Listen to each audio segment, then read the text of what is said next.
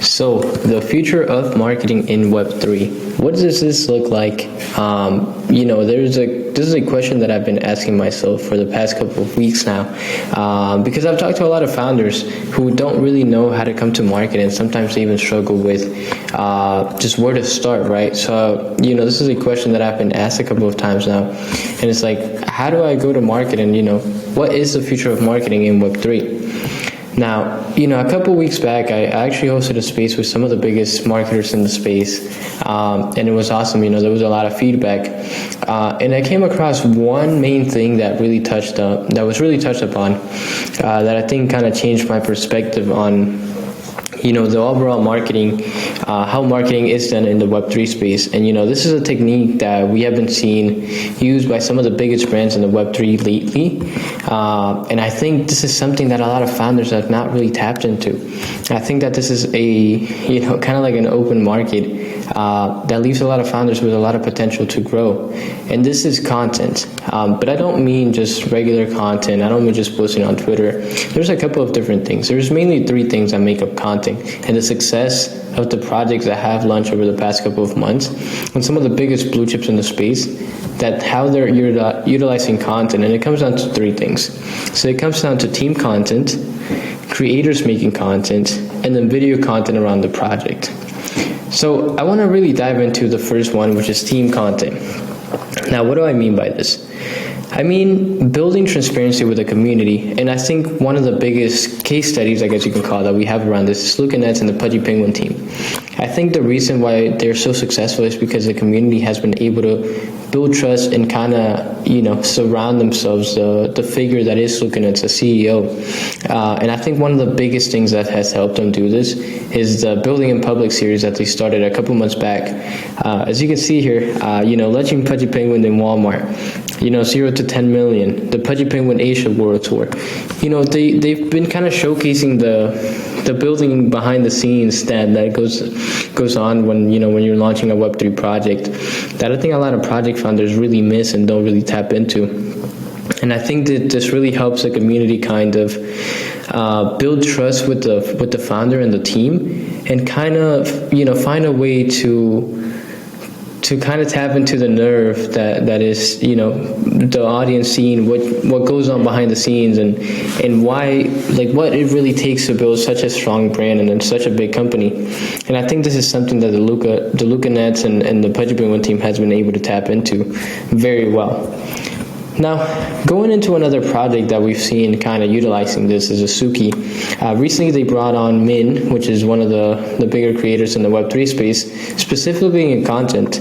And I think that we're slowly seeing, this was about 2 days ago from the time I'm recording this video, the Asuki team was starting something called Behind the Beams. So now, what is this? This is where the Asuki team obviously comes on camera and talks about what they're building, what they've been up to, and showcases what's going on behind the scenes. And once again, it taps into that nerve of the community members actually seeing what goes behind the scenes, seeing the team actually building real products and real things, and how it's rolling out and coming to market. And I think that this is something that's very powerful. I think a lot of founders really miss the point of building trust with their community and showing what goes on behind closed doors. And I think this is something that the space needs. Earlier this week, I made a tweet talking about professionalism and transparency in the space, and I think it's something that's that lacks a lot in the space. But before we jump into the next one, I want to talk about one more recent project, I guess, case study, in a little bit of a different way that they went about building trust with the community and the content side of things. And it was the Play Ember project, founded by John Hook. They have an amazing team. They have an amazing product. And I think one of the biggest things that they did is that NFT Paris, they brought this massive mascot that is Play Ember. They travel around the world with this huge mascot, and they really got together with a lot of the creators to make a lot of content. So you can see here Elisa, YP, Raj, Gigi, some of the biggest creators in the space being involved with this mascot and kind of surrounding themselves around the Play Ember brand. And I think the reason why this is not only because the team is very well connected, But I think it's something that hasn't been seen before in the space, and I think it's something that the Play Ember team has done very well. And it's just finding something that hasn't been done and just doing it correctly. The mascot looked great. I mean, a lot of the creators really loved it and loved taking pictures and making content with it because they knew it would be good for their brand. So once you're able to tap into that, that beneficial mindset and the benefits where both parties kind of benefit of it all, you really get to unlock all of these creators kind of, making content around your brand and your product. So I think Play Ember really played this well. Kind of going back to the content and the building trust with the community, I think this was a great marketing move by the team there. So now, how does this impact a brand's growth and exposure? Kind of going back to the main points, which is always transparency in the space, which is what a lot of projects lack. I think the reason why the projects and the brands have grown, I mean, as we can see, Pudgy Penguins, they've been doing this for months, and over the past couple of months, we've seen their floor price 2x, 3x, 4x, and their brand, their company as a whole completely take off. And I think it's because the community trusts them. And the brand is well recognized, not only because Luca Nets has been posting a lot of content around it, but because they've been showcasing what goes on behind the scenes. And I think this is something we're going to see with Asuki as well. I've noticed that they've had a pump over the last couple of days. I'm not sure how correlated is to the video content that they're starting to put out, but I feel like some of the reason why the floor price has been pumping a little bit, it's because of the content, the team coming on video, and actually talking about the products they're building. I think that's really helped. And then kind of going to the growth of a brand and exposure, right? I think, Play Ember's seen a lot of growth. A lot of reach was brought just because of this mascot. Just to show you a couple of examples, Elisa's tweets, it pulled to 15K, 7K. Pretty sure this tweet had another 15, 20K. And it's just organic reach that you're not able to reach in any other way. And I think just tapping into that mindset and finding a way to benefit both parties is really how you're able to unlock the growth and the exposure that these brands have done. Now that we covered the team content, I want to go into the creators making content. I'm going to go a little bit faster through this one because this was kind of self-explanatory, but creators are truly the backbone of Web3. And a lot of project founders might not believe this because some of them might have seen in the previous bull market had a lot of the creators were not good and kind of were just taking money and just overall over the long term hurt the brand. But this market is completely shifting. The attention economy is completely shifting, and it's going to the creators who have built that trust with the community, who have built that trust and have the brand and the network to really grow. And I think projects are really utilizing this. I mean, we've seen Pixelmon onboard a ton of ambassadors, some of the bigger creators, most trusted creators with the best networks in the space. I mean, here we've seen, Leap X Sagabon, once again going to the video content. Leap is an amazing guy. He hosts spaces, he does video content. And I think the Asuki team is really tapping into this narrative where they go into the video content and kind of showing more behind the scenes. We're seeing SHL, one of my homies, he started working with Play Ember recently. Raj, started working with Play Ember as well. Peyton started working with Shrapnel. We're seeing a lot of these massive and respected guys in the space start working with some of the big brands, and I think it's a win-win situation because as a creator, you want to attach yourself with some of these good brands and good communities that are being built in the space. And as a project, I feel like you want to tap into these creators' network.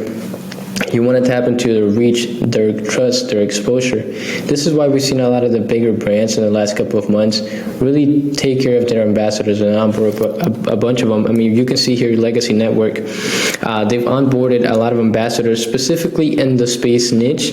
And I mean, they've done an amazing job at bringing a lot of guest speakers, a lot of reach to the brand.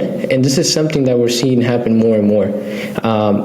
More projects are hiring creators. Creators are making a lot more content about brands that are building real products, and it's a win-win situation, right? When you're able to build or tap into the reach that a creator has that's trusted, it can create a snowball effect like no other effect can do in Web3. And I think it goes back to the secret of marketing in the space, and it's just tapping into the trust and working with creators who have built that over the long term. Now, leveraging the brand and skill set that a creator brings is a game changer. And why do I say this? I see this kind of going back to the point that I was making earlier, where, you know, if you're able to hire Raj, you're not only going to get the network that he brings for all of his creator friends, but you're also going to tap to his brand and his community that already trusts him, and they're going to be able to align themselves with your brand's vision, and just really support. You know, if I'm a strong supporter of Raj and what he's doing, anything that he's working with, or anybody, any project, I'm going to go hard and support it, because, you know, I believe what Raj is doing is great, and I want to support what he's doing and the brands that he's working with. So I think that is the power of leveraging a trusted brand in this space that a lot of projects are really missing and are not tapping into. And kind of going into one more quick case study here, I mean, I'm pretty sure everybody has seen the rise of #block and block games and their farming of the token. And I think the power and the reason why this has happened, and a lot of the timeline is like this, you know, talking about token and their airdrop, I think it's because the creators that they have working with them, right? So if we look here, Langaroos, Champ, NFT Void, Travlad, all these guys are not only talking about block games, they're talking about it often, they're farming block, you know, they're even putting them in their bios and you know, referral codes, video content. Meta Alchemist, the founder and CEO of Cetify, he's talking about how block has exploded in you know, in the matter of a couple of days. And I think this just truly helps, like, get the community excited and get the community hyped about what's coming to market. And I think this can be a good and a bad thing, right? But I think the Block Games team has done it amazingly, and they've been able to leverage the trust that these community members and these creators have built over the last couple of months and years to kind of tap into some of their audiences and being like, hey, you have the potential to farm this token, which could generate you a lot of money. All you have to do is tweet about it, and you know, and you see your favorite creators tweeting about it all the time. And as a community member yourself, you get even more excited to kind of talk about it and get involved within that ecosystem. But I think that's one thing that Block Games have done completely right.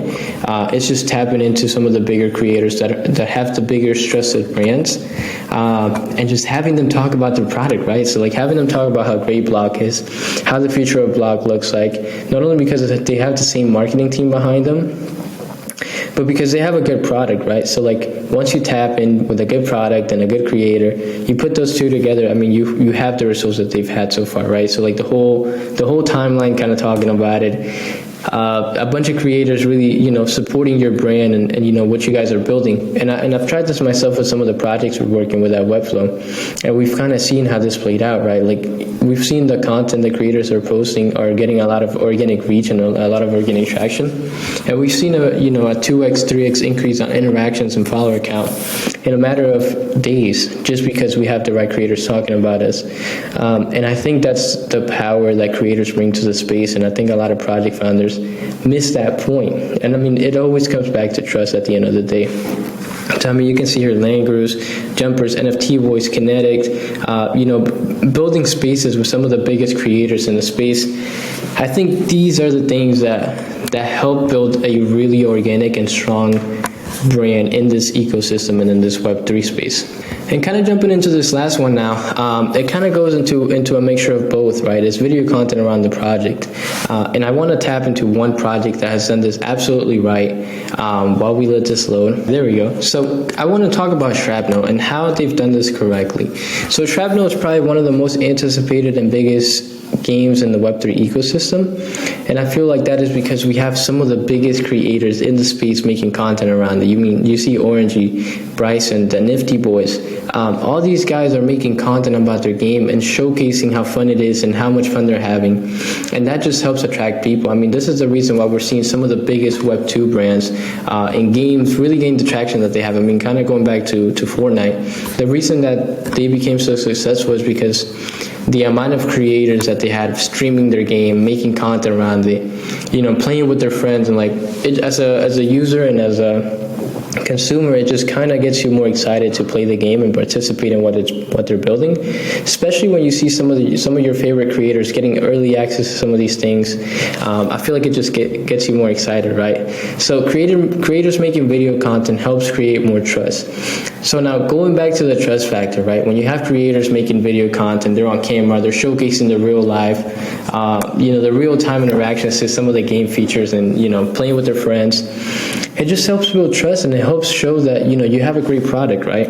And I mean, to give you some of the stats that we've seen from the Shrapnel campaign, you can see here. I mean, I believe I don't have the exact number, but I believe they had over 20,000 members join their event, and hundreds of streamers going live. And this was a matter of a 3-day weekend. Where they had this campaign going out, which was about a couple hours a day, where people could actually come in and play the game. And when you see some of your favorite creators making a ton of content, you want to really get involved. And I mean, to show you some of the stats, I mean, they had over 7 million Sigma extracted, 69,000 successful extractions, and they had over 300,000 kills happen in a matter of a couple of hours, and in just 2-3 days. So it just goes back to show the power that the creators have. And we've seen this happen over and over again, where creators are just making content about a game, making content about a product, and the community gets truly really excited. And I mean, you see Ilio trades and just a lot of content creators talking about Shrapnel and how much fun they're having playing with their friends. And this always leads back to the success that they had on their campaign. I talked to the team, and one of the biggest things that they told me was working with some of these creators was what really led to the success of their campaign. And they show me some of the stats here, and I think the way they achieved this is because of the quality of creators and the amount of content they had going out. But now that we cover all three, I want to ask, so is this the future of marketing in Web3? Is content truly that powerful? And I believe to say that it is. I believe to say that content can make or break a project, and not only because the team making content around it, but the creators that you have backing you, and the trust that you're able to build with a community in a fast period of time. And if you are building a game, getting those streamers in Web2 and in Web3 kind of talking about your game and the product that you're building, I think that's what's really going to help drive users and creators and builders into your ecosystem, so that you can then go ahead and build a bigger brand. But I want to finish this with asking you that question. Do you think that this is the future of marketing in Web3? As I said, I truly believe this is the future of marketing, and I think over the next couple of months we're going to see a lot of the projects and a lot of the brands that are coming to market really tap into the video content and the audience that a lot of these current founders are missing out on. So if you're a project founder, I truly suggest you build your network, connect with some of these creators, and really focus on the content that you're putting out, and the content that your team is putting out there, and focus on showcasing the behind the scenes, what's going on, so that you can build trust with your community, and then you can go ahead and have a successful launch in this coming market. But other than that, I think I want to finish it off here, and I want to thank you for watching through this whole video. And yeah, I'm looking forward to seeing what you're building in the future.